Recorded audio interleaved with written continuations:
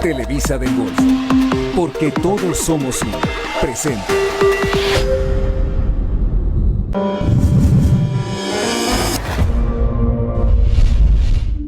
El 25 de agosto de 1945, a escasos días del fin de la Segunda Guerra Mundial, se inauguró el Colegio Motolínea en la ciudad de Tampico, teniendo al frente a 3 jóvenes profesoras con gran preparación: María Luisa Fernández Iraburo y las hermanas Ana María y Consuelo Inurrigarro Gobea. Más de medio siglo de formación de estudiantes generaron una comunidad con fuertes valores en común, quienes hoy dan testimonio del legado de grandes figuras que cambiaron a Tampico y del cariño que le profesan al Colegio Motolínea. Y esta es hoy nuestra historia que contar.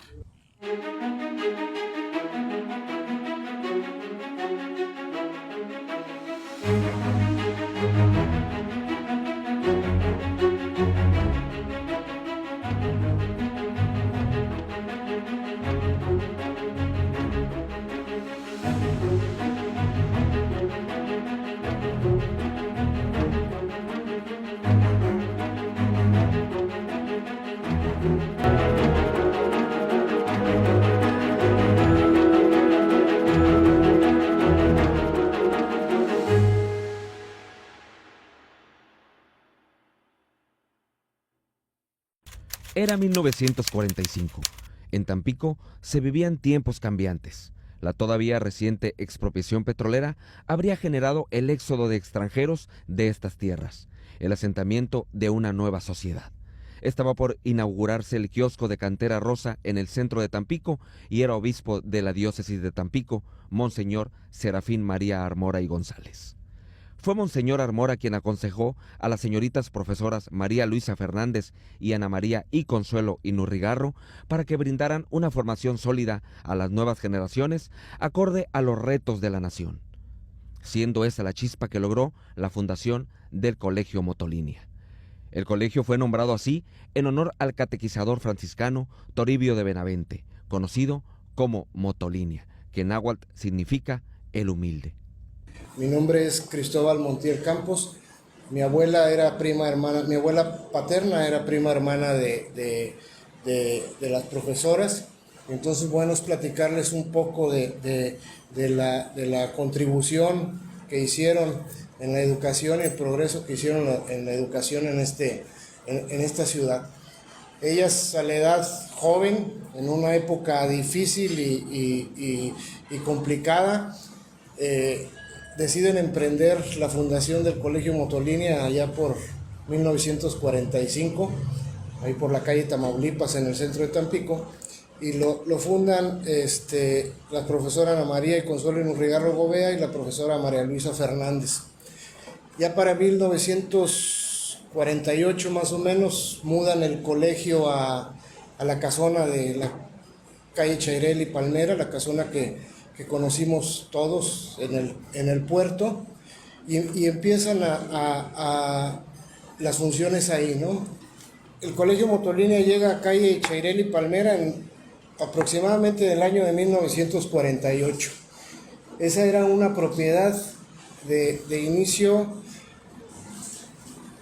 de una compañía petrolera holandesa que fue construida para la reina de Holanda, para un refugio de la Segunda Guerra Mundial. En su momento la reina no llega a México, se queda en otro país, y cuando el presidente Lázaro Cárdenas inicia la expropiación petrolera, bueno, pues todas esas propiedades pasan a ser propiedad de la nación. Cuando Colegio Motolínea, bueno, se hace la gestión y ellas empiezan a rentarle a Petróleos Mexicanos esa propiedad. En algún momento algún presidente de la República hace un decreto de venta de propiedades de la nación, y ellas, bajo la gestión de algunos empresarios y amigos de ellas de la localidad, se logra que la propiedad se las vendan a ellas, y al final de cuentas pues la propiedad ya es de ellas, ¿no? Se funda como un colegio exclusivamente para señoritas de la época, y bueno, pues ellas, con toda la experiencia que traían, tía Anita trabajando en el Colegio Alborada de Tampico y la tía Chelo en el Colegio Tampico, deciden la fundación del Colegio Motolínea, ¿no? Y tienen la visión de llevar en el logo la antorcha de la esperanza y la antorcha de la perseverancia, de la educación. Y asimismo, con los principios de Fray Toribio de Benavente, que fue un fraile generoso, bondadoso y humilde, bueno, ellas fundan y siguen esa filosofía. La primera ubicación del colegio fue la calle Tamaulipas, número 114 Oriente. Las clases iniciaron con 110 alumnas inscritas en el colegio. A tan solo 2 años de su fundación, la profesora María Luisa Fernández dejó la institución y la profesora Ana María Inurrigarro asumió la dirección general del colegio.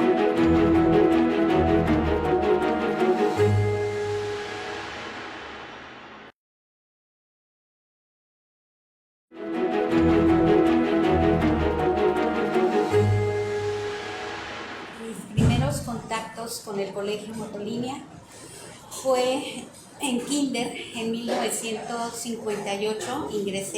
Tenía 5 años, ingresé al colegio y para mí fue algo espectacular ver esa casa tan bonita, ¿sí? Con sus escaleras, los jardines. El kinder estaba en los jardines de la escuela y de ahí continué con la primaria, la secundaria, concluyendo ya mis estudios en el Motolínea porque ya no había preparatoria. En mi época la escuela era para puras niñas, ¿sí?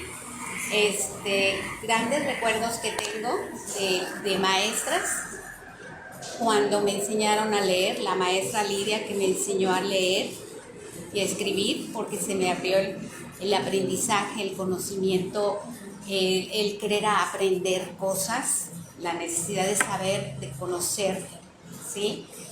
También gratos recuerdos de la maestra Magda Barragán, que con su paciencia nos enseñaba en secundaria ya álgebra, y su lema, que eran congruentes las maestras. El lema de la escuela era disciplina, moralidad y trabajo, y los maestros mostraban congruentes en ese lema. La escuela, el colegio, cada año hacía concursos de aritmética, de ortografía. En quinto año, por ejemplo, hacían, que era la geografía, veíamos la geografía de América Latina. Hacíamos mesas redondas donde el alumno exponía país que nos tocaba, teníamos que platicar. A mí me tocó hablar de Bolivia y fue una gran experiencia porque tuvimos que investigar y hablar de Bolivia. Cada alumna le correspondía, nos sortearon y cada una le correspondía un país. Participábamos en los desfiles del 20 de noviembre, que eran muy bonitos porque eran deportivos. Y en la secundaria, pues empezamos ya con la maestra Claudina, con la maestra Meléndez, pues a saber contabilidad y a saber derecho, ya materias más difíciles. En la casona original del bello edificio histórico que ocupó el colegio se ubicaba el escritorio de la directora profesora Ana María Inurrigarro Gobea, en un área a la vista de todos para poder atender de inmediato cualquier asunto, por pequeño que fuera. También en el edificio original despachaba la profesora Guadalupe Blanca Guerra Moreno, secretaria de la institución, y en el segundo piso se encontraban los salones de clases, en cuyos sanitarios aún se encontraban los muebles de baño originales, tales como lujosas tinas europeas. Y bueno, en esta ocasión es un privilegio estar aquí invitado a este programa para platicarles un poquito más desde el lado arquitectónico y de antecedentes históricos conceptuales, cómo fue que se dio la construcción, el diseño, construcción y la función que tuvo este recinto, esta casa, durante el siglo XX. Hay muchos factores importantes a considerar, hay que irnos un poquito más atrás, ¿no? A las reminiscencias de qué era lo que estaba pasando en nuestra ciudad en ese entonces. Por ahí toda esta zona que ahora conocemos como Colonia Águila era una hacienda la cual con la llegada de las compañías inglesas, holandesas, americanas, como el Águila, la Huasteca Petroleum, empezaron a tomar partes de esta hacienda que iba hacia el Hospital Gorgas, que está más o menos ahorita por donde podemos ver la Beneficencia Española. Toda esta hacienda se lotifica y empieza a ser como el gran sueño americano de un nuevo fraccionamiento para todos los extranjeros que tenían puestos gerenciales dentro de estas empresas, y bueno, fue así como se va desarrollando poco a poco la Colonia Águila. Todos estos lotes fueron propiedad, como lo mencioné, de estas empresas. Entonces, bueno, ¿qué pasa? Todo esto es de la compañía del Águila, que a la posteriormente, iniciando la década de 1920, es adquirida por la Royal Dutch Shell Petroleum Company, que era una compañía de la corona holandesa, una compañía que hasta la fecha, a diferencia del resto de las compañías que estuvieron aquí en el auge petrolero, es de las pocas que sigue tal cual con su nombre y bajo una fuerte intervención de la realeza holandesa. Entonces, ¿qué pasa? Al fusionarse, o mejor dicho, al absorber la Royal Dutch a la compañía petrolera del Águila, se hace de varios terrenos también que eran pertenecientes en la Colonia Águila.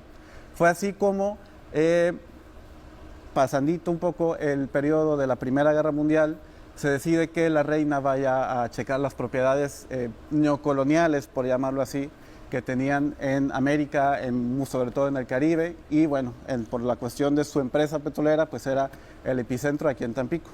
Entonces se le encarga a la compañía holandesa la construcción de una casa que manifestara lo que sería digno para recibir a un personaje de semejante envergadura como era la reina Guillermina. Y es así, bueno, que se adopta el estilo colonial holandés al 100%, que es una mezcla muy apegada al estilo colonial inglés. ¿Por qué le llamamos colonial? Tiene sus raíces desde el siglo XVII, cuando los holandeses y posteriormente los ingleses colonizan lo que es Norteamérica, lo que ahora en su momento fue Nueva Ámsterdam, que posteriormente, al ser de los ingleses, se llamó Nueva York, que es la ciudad que todos conocemos ahora. Como migrantes de aquellos países venían y que traían el estilo que estaba en ese momento, en el siglo XVII, siglo XVIII, que era un estilo muy simétrico, se le llama un poquito también racionalismo alemán u holandés, que es fachadas simétricas, puertas cuadradas, y una de sus características principales es los losas a 2 o 4 aguas bastante pronunciadas que generaban, además que propiciaban una mejor sensación térmica. Recordemos que en esos países el frío puede ser bastante extremo, y nos generaba un ático que era de mucha utilidad tanto para almacén de cosas y sobre todo pues en aquellos entonces recordemos que las familias no eran de 3 o 4 personas, llegaban a ser 10, 11, 15 entre todos los hijos, entonces bueno, eran espacios necesarios. En 1948, las instalaciones del colegio se trasladaron al inmueble de las calles Chairel y Palmera de la Colonia Águila, después de concretar una compraventa al gobierno de la República en el sexenio de Miguel Alemán como presidente. En estas gestiones fue definitivo el apoyo de don Guillermo Sánchez de la Barquera y de los ingenieros Antonio Amor, José Colono, Antonio Bermúdez y Benjamín Aguilar, consiguiendo que Petróleos Mexicanos facilitara el inmueble otrora propiedad de una compañía petrolera holandesa construido en los años 20 del siglo pasado.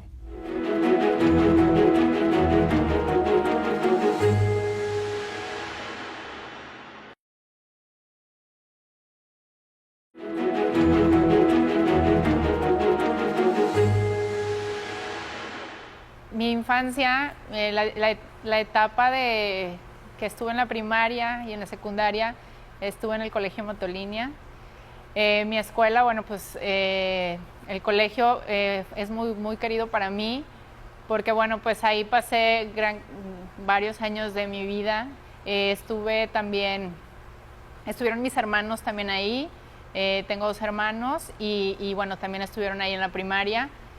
Y bueno, tengo recuerdos muy bonitos, tanto del edificio, que me encantaba, se veía un poquito muy rústico, colonial, y bueno, los salones estaban dentro de ese edificio, el piso era de madera, muy característico porque cuando caminabas pues se escuchaba un poquito el rechinido de la madera, el aroma de la escuela, de la madera, del lugar también era muy característico.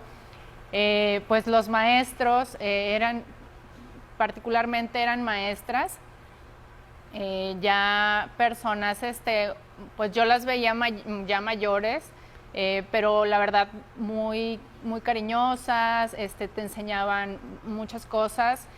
Yo platicaba con otras amigas acerca de que pues los valores que te iban inculcando ahí pues eran muy buenos, o pues son muy buenos, la verdad, porque ahorita que ya nosotras tenemos hijos te das cuenta que pues los valores que te inculcaron pues los sigues practicando ya con tus hijos, ¿no? Porque, por ejemplo, a mí ahorita me dicen, ¿sabes qué? Tu hijo necesita, o el niño necesita llegar vestido de tal forma, ¿no? Y era muy importante cómo ibas vestido a la escuela, ¿no? Era tus calcetas abajo de la rodilla, la falda arriba de la rodilla, zapatos totalmente negros, llevabas tu falda de tablones planchada perfectamente, la camisa, tu chaleco cuando era día de gala y tu escudo, no podía faltar el escudo de la escuela. En ocasiones, cuando era una ceremonia importante, llevábamos una boina color rojo muy bonita. Y bueno, era una uniformidad perfecta de todos los alumnos que nos hacíamos notar. A mí me tocó ir a diferentes eventos. Estuve participando en el coro de la escuela. En diferentes ocasiones fuimos a concursos, tanto de manera local como de manera estatal, y era algo muy emocionante.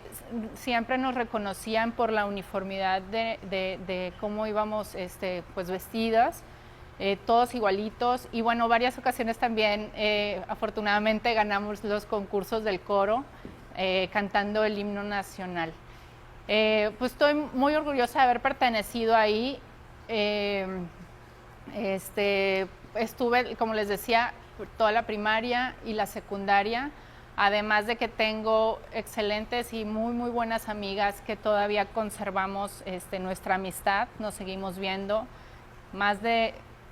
pues voy a decirlo, más de 30 años que somos amigas, y bueno, pues me encantó haber pertenecido al Colegio Motolínea. Desde su fundación y durante muchos años, el Colegio Motolínea de Tampico fue exclusivo de señoritas en primaria, aunque en jardín de niños sí se aceptaban varones. El colegio fue un espacio de desarrollo profesional para muchas mujeres en una época en la que las oportunidades laborales eran limitadas. A decir de los exalumnos, las profesoras demostraron siempre compromiso con el cuidado de la niñez, con el amor a la patria y, por supuesto, un toque especial de cariño en cada momento de su desempeño. Sería muy larga la lista. Nos permitimos destacar a Inés Mancilla Sánchez, María Isabel Romero Gómez, Elenita Pérez Ávila y a Socorro Pérez Gallardo, quienes, inspiradas en el ejemplo diario de las maestras Anita y Consuelo, transmitieron conocimientos y virtudes a cientos de niños y jóvenes. Ellas a la edad joven, en una época difícil y complicada, deciden emprender la fundación del Colegio Motolínea allá por 1945, ahí por la calle Tamaulipas, en el centro de Tampico, y lo fundan la profesora Ana María y Consuelo Inurrigarro Gobea y la profesora María Luisa Fernández. Ya para 1948 más o menos mudan el colegio a la casona de la calle Chairel y Palmera, la casona que conocimos todos en el puerto, y empiezan a las funciones ahí, ¿no? Se funda como un colegio exclusivamente para señoritas la época, y bueno, pues ellas con toda la experiencia que traían, tía Anita trabajando en el Colegio Alborada de Tampico y la tía Chelo en el Colegio Tampico, deciden la fundación del Colegio Motolínea, ¿no? Y tienen la visión de llevar en el logo la antorcha de la esperanza y la antorcha de la perseverancia de la educación. Y asimismo, con los principios de Fray Toribio de Benavente, que fue un fraile generoso, bondadoso y humilde, bueno, ellas fundan y siguen esa filosofía.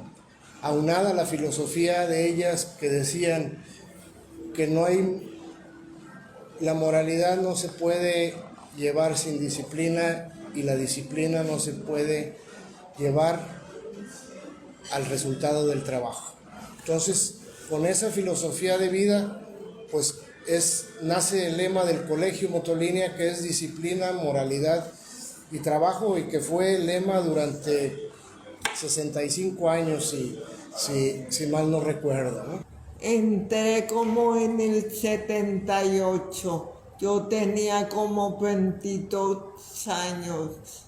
¿Y saliste? Y salí como en el 10, en junio del 10, porque se murieron ellas. Pues yo calificaba, estaba con los niños de segundo año y luego hacía mandaditos en el colegio. ¿Eras asistente de la... Era asistente de la señora Chelo. Y luego me invitaban a las comidas. Y cuando me encuentro a niños fuera, me saludan con mucho gusto. Me dicen, ¿se acuerda, maestra? Nadie mejor para ser el modelo de la disciplina, la moralidad y el trabajo que la profesora Ana María Inorrigarro Gobea, directora del colegio. Ella nació en San Luis Potosí, pero a temprana edad su familia se vino a vivir al puerto de Tampico. Sus estudios de nivel primaria los hizo en la escuela José María Gajá, en aquel entonces una de las mejores escuelas del puerto. Sus estudios de normal en la Escuela Normal y Preparatoria de Tamaulipas, en donde obtuvo el título de maestro de educación primaria. Y ella, lo más importante para ella era la puntualidad. Entonces ella siempre, si había una asamblea o cualquier evento, ella era, a las 8 se empezaba, a las 8. Así fuera a estar una inspectora o fuera una persona importante de los invitados. Si no llegaban a las 8, ella empezaba. No le importaba si estaba o llegaba o no llegaba. A las 8 era a las 8. La puntualidad. Nosotros siempre dijimos puntualidad motolínea, porque para ella era muy importante. Una de las cosas que ella también era muy importante era que todas las alumnas, bueno, porque empezó siendo de mujeres y luego ya hubo también niños, ¿verdad? Era que siempre tenían que estar impecables con sus uniformes, bien, las niñas con sus falditas, era de tablones, tenían que estar bien planchaditas, las revisaban de que fueran todas bien arregladitas y sus zapatos bien boleados. Y siempre estaba la maestra en la entrada revisando. Siendo una persona muy activa, formó parte de la Unión Magisterial, hoy el Sindicato de Maestros de Tamaulipas. La profesora Anita era una creyente de las capacidades de la mujer y de su potencial como agente activo de la sociedad, y nada habla mejor de ello que el haber fundado en abril de 1950 la Asociación de Guías México en Tampico. En 1952 hace lo mismo en Ciudad Madero y en 1953 en Matarredonda, Veracruz. Cada año se encargaba de agotar por completo aquellas cajas de galletas que muchos recordamos para apoyar a dicho grupo. Por ello, en el año de 1995, en su honor, impusieron su nombre a un parque infantil en la colonia Laguna de la Puerta. En su visita a Tampico, el presidente Díaz Ordaz, acompañado del gobernador Praxedis Balboa y el presidente municipal Francisco Medina Cedillo, visitaron a la profesora para reconocer su labor educativa.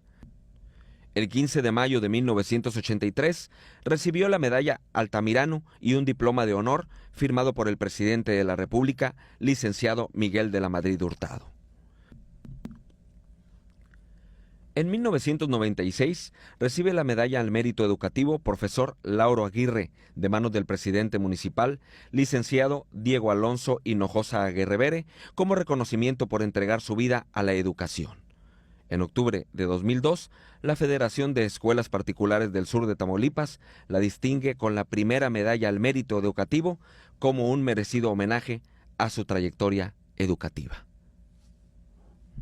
Estados Unidos, a finales del siglo XIX, ya como país independiente, empieza a formar toda esta identidad cultural con base a la colonización que habían tenido y adoptan mucho este sistema de casas. Lo podemos ver hasta la fecha, ¿no? Si vemos algunas fotos en series de televisión, en películas, de fraccionamientos residenciales de Estados Unidos, vamos a encontrar muchas similitudes con este edificio de lo que fue el Colegio Motolínea. Entonces fue así que una vez que aquí en Tampico, en México en general, empiezan a llegar compañías durante el Porfiriato, compañías industriales, tanto del petróleo, mineras, de carbón, de vías férreas, viene toda esta gente de estos países de Estados Unidos, de Holanda, de Inglaterra, inclusive de Francia en menor medida, y empiezan a establecerse. ¿Y qué es lo que traen? Son los nuevos migrantes. En el siglo XVIII migraron de Europa a Estados Unidos y de Estados Unidos migran para acá y se traen el mismo estilo. Obviamente es muy importante decirlo también, para 1922-24, que es cuando inicia la construcción de esta casa, el estilo que se manejó, si lo viéramos en Holanda, si los holandeses lo hubieran visto tal cual, hubiera sido un estilo bastante anticuado. ¿Qué estaba pasando en Holanda en este entonces? Es recién el periodo entre guerras.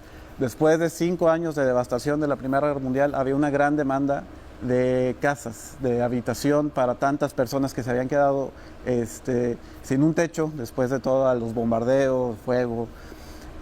¿Y qué pasa? Empiezan a surgir nuevas tendencias de racionalismo y modernismo, que son estilos completamente lo que ahorita podemos llamar contemporáneos, losas planas, ventanas largas, pilares, perdón.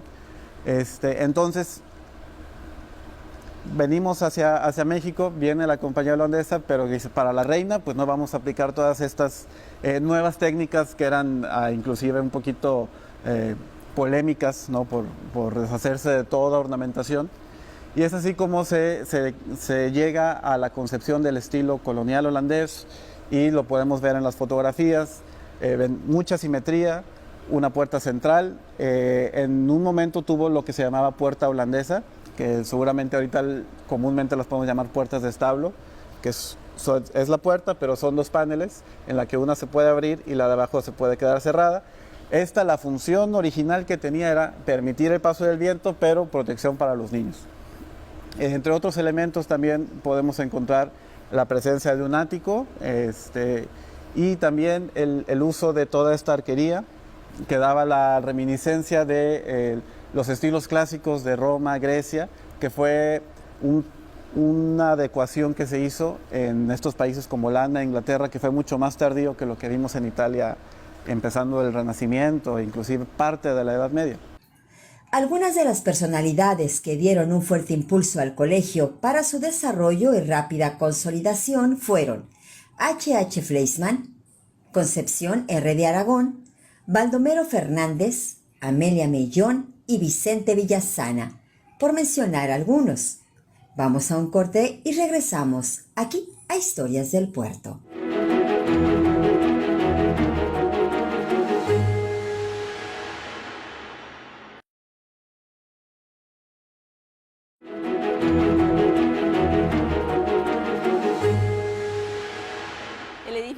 ay, todo me encantaba. Bueno, nosotros lo que es el edificio histórico, ¿verdad? Nosotros le decíamos la casona, ¿verdad? Porque ya los otros edificios pues ya estaban construidos después, ¿verdad? Que eran ya de material y todo. La escalera que tenía ahí adentro, qué hermosura de escalera.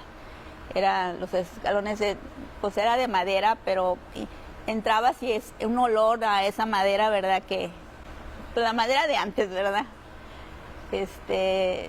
Tenía un aroma de, pues a lo mejor era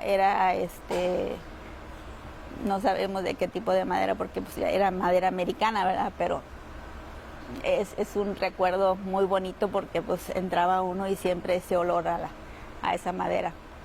Y la escalera estaba hermosa. Parecía, bueno, pues como se supone que fue hecha para la hija de una reina de Holanda, ¿verdad? Pues estaba hecha muy bonita. Muy bonitos recuerdos. Y lo que sí yo te puedo decir es que la experiencia con ellas dentro y fuera de las aulas, la experiencia con las maestras fue muy grato. Creo que fui muy afortunado al poder estar y cursar mi escuela, mi educación primaria en el Colegio Motolínea. Buenos amigos, grandes amigos, ¿sí? Anécdotas, fui cercano a ellas y no porque a lo mejor era sobrino me pasaban pasaban cosas por alto, porque la verdad, bueno, pues tengo que reconocer que fui cajeta fina, entonces pues siempre me mandaban con tía Anita al lado de su escritorio, a la silla, ahí castigado y a reflexionar sobre el comportamiento que había tenido, ¿no? Y siempre hubo una temporada en mi vida que los miércoles me invitaban a comer a su casa, entonces me quedaba yo ahí en el colegio. Era muy impresionante para un niño ver esas aulas, ver esa casona, ver esos patios, ver esos jardines ya vacíos, porque yo me esperaba ahí con ellas hasta que ellas terminaban su jornada del día, porque eran las primeras en llegar y eran las últimas en irse. Ellas cerraban el colegio, cerraban los portones y se iban a su casa. Y ya te estoy hablando que eran las 3, 4 de la tarde, y entonces correr por esos patios gigantes, por esa casona que en el ático decíamos que espantaban, y la muñeca del sótano, ¿verdad? Entonces era para mí una experiencia entre paranormal, me impresionaba, pero al final de cuentas yo creo que fue parte de mi formación. De ahí íbamos a su casa, que vivían cercanas al colegio, y consentían al niño con un caldo de res. Todos los miércoles me invitaban a comer y todos los miércoles me hacían caldo de res, porque me encantaba mucho a mí el caldo de res que preparaban en su casa. Se prepara esta casa y finalmente la organización de todo este viaje se decanta porque la reina se establezca en Canadá y no en Tampico. Entonces la casa queda un poquito en desuso, es habitada ocasionalmente por algún invitado que venga de Holanda o de algún otro país europeo con fines de ver algo relacionado con la compañía petrolera. Y bueno, entonces fue un proceso en el que poco a poco se fue adaptando de pasar de ser una casa a ser un colegio, ¿no? Entonces, inclusive atrás pudimos llegar a ver todavía nuevas construcciones, mucho más hacia este estilo que llamamos modernista o racionalista. ¿Por qué? Porque la escuela fue creciendo, después posteriormente inclusive ya no fue exclusivamente para mujeres, también había hombres. Y bueno, aquí es cuando empieza a haber un cierto deterioro, ¿no? Porque obviamente las necesidades y los trabajos propios, imagínense tener 100, 120, 150 niños en una casa de este tipo, con este tipo de acabados, bueno, no era el diseño para el que estaba pensado. Entonces empieza a lo largo de las décadas un deterioro. Posteriormente el Colegio Motolínea empieza a tener una baja en su matrícula, empieza la competencia en un montón de colegios más. Entonces poco a poco esta casa va quedando en desuso, hasta que finalmente, empezando la década del 2010, queda en completo abandono. No pudimos ver el crecimiento de maleza todo alrededor, Al final estábamos hablando de una casa que tenía ya prácticamente 85, 90 años, con el clima de Tampico, que el salitre, la humedad, la incidencia tan fuerte que tenemos del sol, poco a poco empieza a desgastar todos los acabados, y más en este caso que era de cal, en métodos mucho más artesanales, y el nulo mantenimiento pues empiezan a dar a traste con esta construcción. Y bueno, desafortunadamente en el año 2015-16 empieza la demolición de este recinto. Hay una historia por ahí interesante. Un par de años se hizo para el diario The Telegraph de Holanda. Un reportero alemán estuvo aquí en Tampico buscando información porque querían ver cuál era la relación arquitectónica y cuáles eran los vestigios de todo este periodo neocolonial o imperialista de Holanda en México. Hay otros ejemplos a lo largo de México, pero uno muy significativo pues era la casa que fue el Motolinia.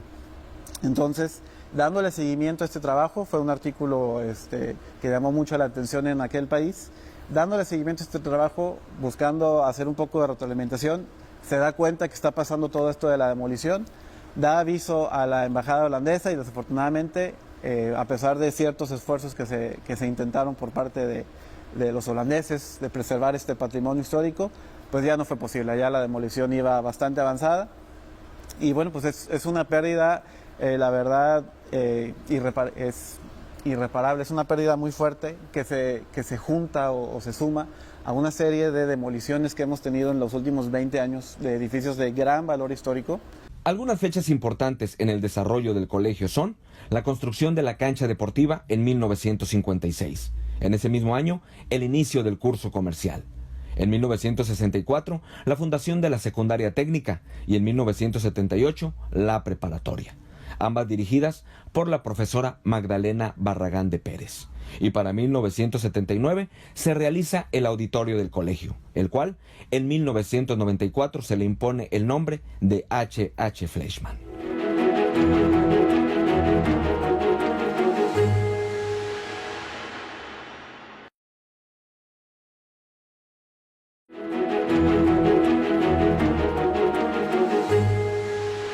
Fue un colegio que siempre se distinguió por hacer concursos de oratoria, concursos de declamación, concursos de ortografía, concursos de matemáticas, concursos de aritmética. Fue una escuela que siempre fomentaba la competitividad, siempre fomentaba la competencia sana, siempre sacaba buenos lugares el Colegio Motolinia.